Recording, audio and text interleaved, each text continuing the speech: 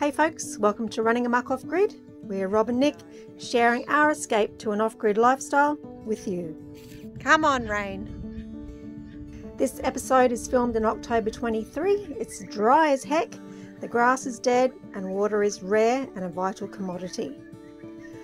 So we're carrying on with damming up this spring in our 72-acre property, where we have our hobby farm of pigs and pumpkins, most of all, and enjoy our family friends who are always close by. It's really hard. It's like cement. We're building this dam by hand on a set budget so we can increase our income through our home business that incorporates YouTube, woodworking and early learning childhood resources, drawing from our previous experiences yet working on our own terms. That's the aim. The sheep are squashing it down for us.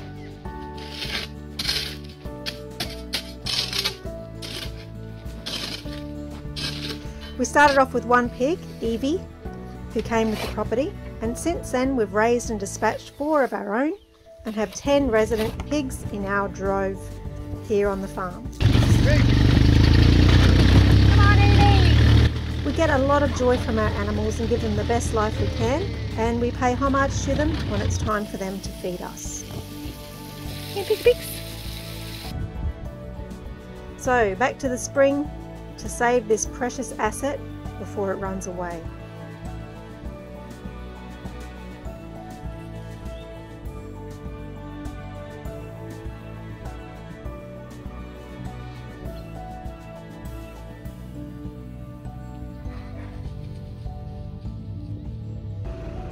And you can see just how dry it is.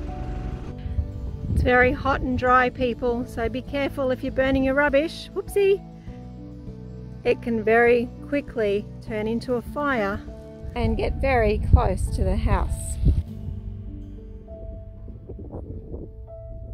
So we're testing the limits here and filling the spring so we have water on hand in case of fire or for our garden and animals. The horses certainly enjoy a drink and a splash here, and the dogs swim almost daily. Hey mate! And it's looking good. They'd come to visit.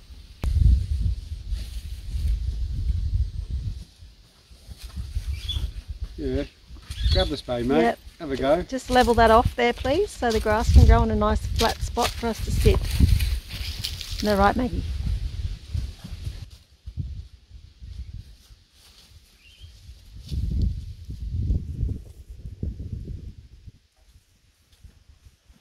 See you later. Bye. Bye. Cheerio. Here, Robert. Ciao.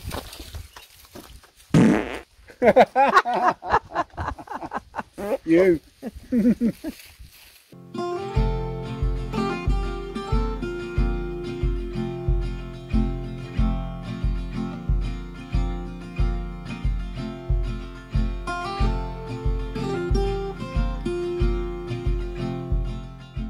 Suddenly in the distance we saw a large cloud of smoke coming from our northern boundary. This bellowing smoke was way too close for comfort, so we took off to investigate to find that our neighbouring golf course was on fire. We grabbed our water pods and filled up and raced over to help put the fire out. This process took us about 20 minutes, which helped us to realise that we really need to have a firefighting trailer with pods full of water and pump and hose attached, ready to just jump at the attention of any fire that may crop up. What I'm doing is I'm letting that burn through. So you're driving away and you should be over there. Alright, tell me where to go then. This was a real learning curve for us, so we decided that the first thing we need to do is to get a fire truck ready and waiting in case of an emergency. As we headed down to the golf course, we watched as one tree was engulfed by flames in seconds. So we raced in to help put the fire out. Yeah. Our place is that way. And the smoke's blowing that way. You know, we marvel at how in a small country community like ours that the community really rally together and help support each other. There were cars buzzing all around the golf course putting this fire out. We helped with some backburning and we stayed until the fire was completely out and the rural fireys gave it the all clear. So then we headed off on a 2-hour ride to meet our friends Warren and Dave, who had some water pods and a water pump for us, so next time there's a fire we can be prepared. So while having lunch 2 hours away with Dave and Warren, we got a call from our neighbour saying the golf course fire had rekindled, jumped the road and was heading towards our home. We left immediately with pods in check and headed home, highly concerned for our animals and our homestead. Being so dry and with the wind heading our way, we knew previously this could be a bad situation. As we reached our hometown, we could tell the fire was totally out of control and much bigger than the golf course fire that we had helped to extinguish just a few hours earlier. Oh crap. Oh my God. The closer we got, the more concerned we became. We filled our 2 pods, ready to face whatever was there to greet us. As we raced to our property, we realised that things were pretty bad.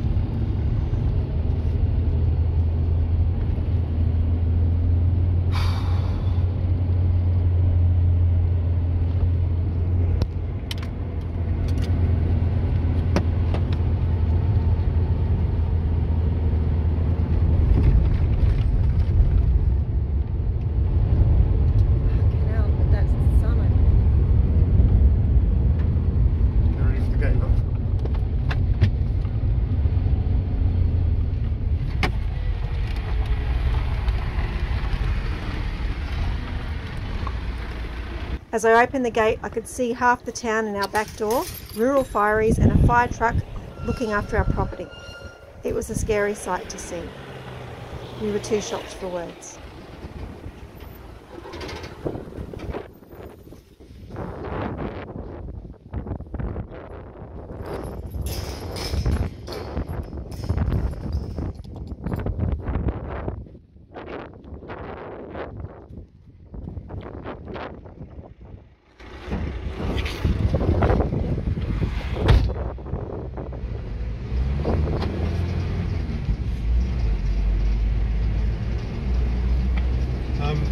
Yeah, I think we should fuck our horses off. Yeah, that's going to come down.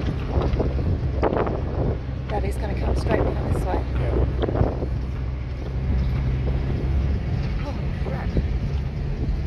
I think I might just, as we say, pack a bag, but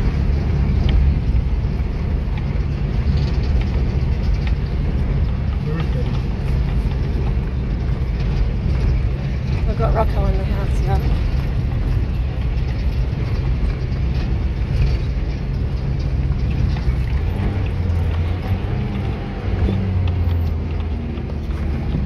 On arrival, we spoke with our neighbours and the fireys and learnt that they had started backburning at our fence line to secure our home. Our neighbours had our family dogs, sheep and horses secured in the house yard and Brumby yards. Our babies were safe.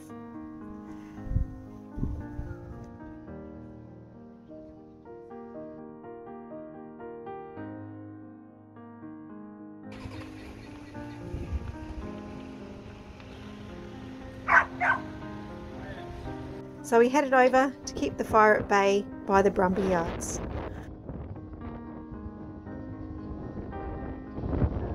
Rocco and Co were safe in the house yard.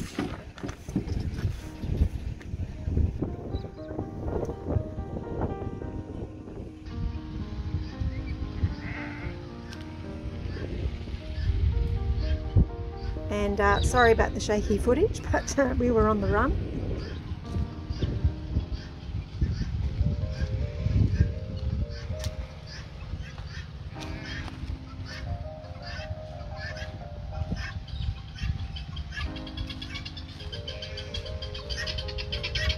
Hello. You're all right. You're all right. And the Brumbies seemed pretty calm as well. The rural fireys had the backburning well underway.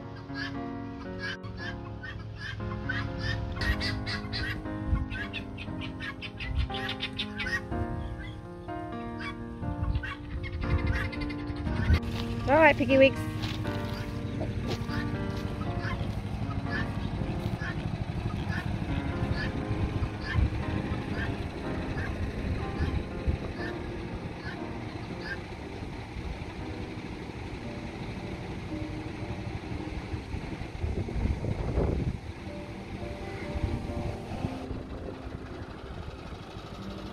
By this stage, the fire brigade were observing and waiting for the all clear before they left to check the other side of the fire zone. Pardon? It's a lot quicker than they thought, isn't it? Good girl. You're alright.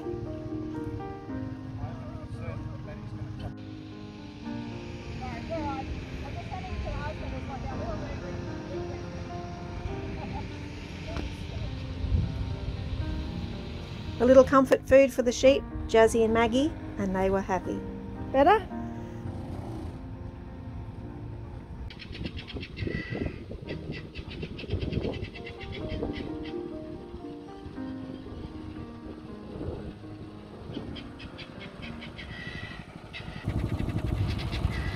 The fire continued burning southward across the hills behind us, keeping a safe distance though, due to the cleared pasture between us and the fire, so thank goodness for that.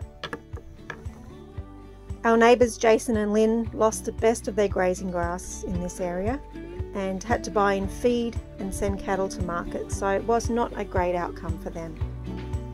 You can see from our back door just how close this fire is.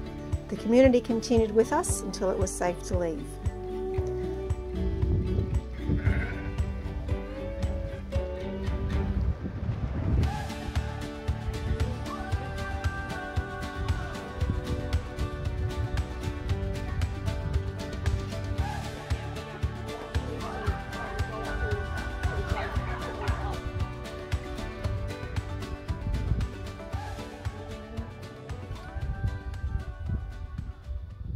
The next morning was a very hazy sunrise.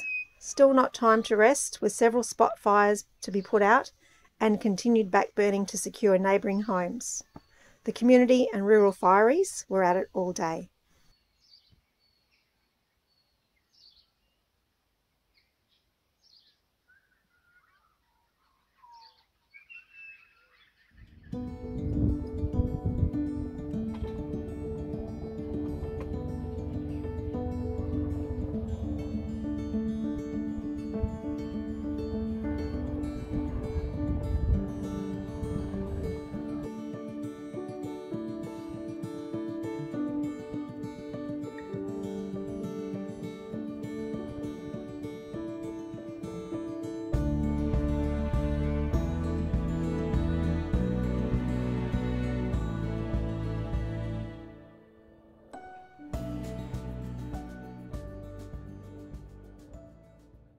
We set up the new pump with the pods and set out to help keep the fire in check for neighbouring properties. All I needed was you to film me and then it went in. Yeah, there we go.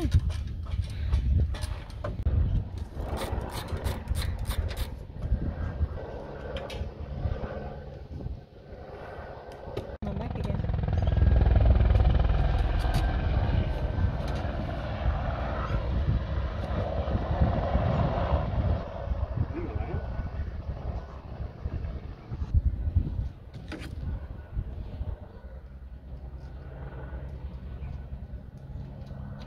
That smoke's starting to bellow up over there, love. Yeah. Where he is right now. He's just gone right into the thick of it. I haven't checked the spark plug, so it'll be a miracle if it starts. What?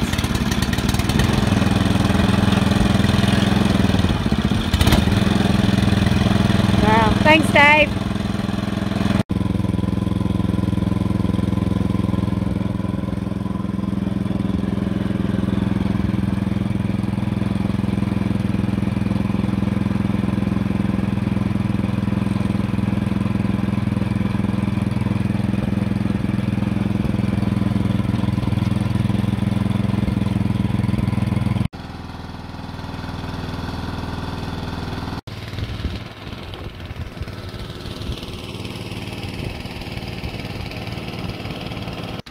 And our setup worked a treat.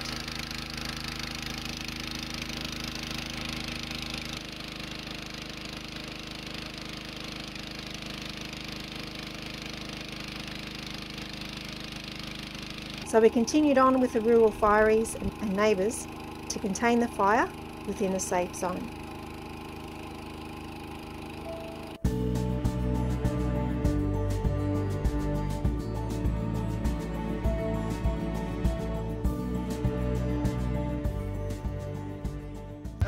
By that night, the animals were back to their usual routine, chasing the feed.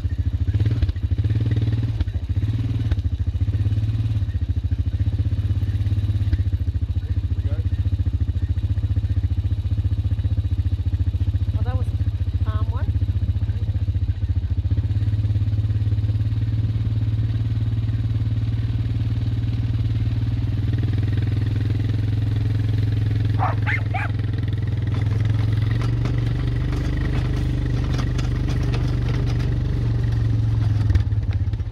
And we took to high ground to assess the damage.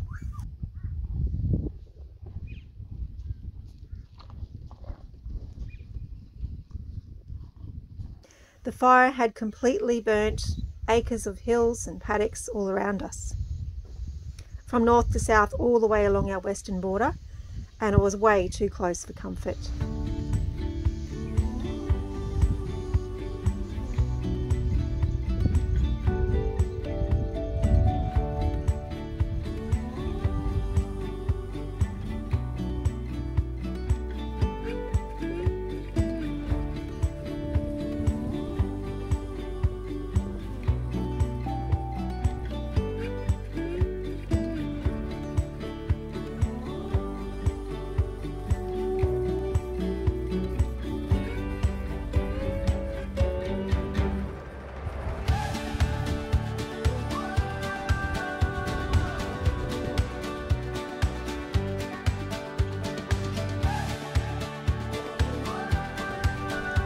As we saw new smoke emerging, we investigated and reported, and thankfully with no further flare-ups.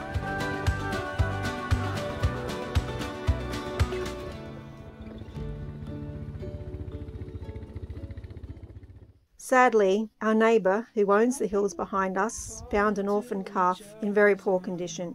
It had obviously lost its mother a few days earlier in the fire. He offered her to us to see if we could save her. She was pretty far gone. How's it going there, baby? But as it is with all of our animals, Desert Rose soon perked up and became part of our family. Hold on to moments that we've shared. Hold on, if all we have is just each other, everything will be fine. Just hold on. As it often happens so with orphan calves, the change in milk soon brought on scours, which is a severe diarrhea, and it's the leading cause of death in calves under 1 month old. So stay tuned for next week to find out the outcome for our Desert Rose, the rose that rose out of the desert fire. Hit the bell to get notified so when we release it, you won't miss out. Thanks for watching.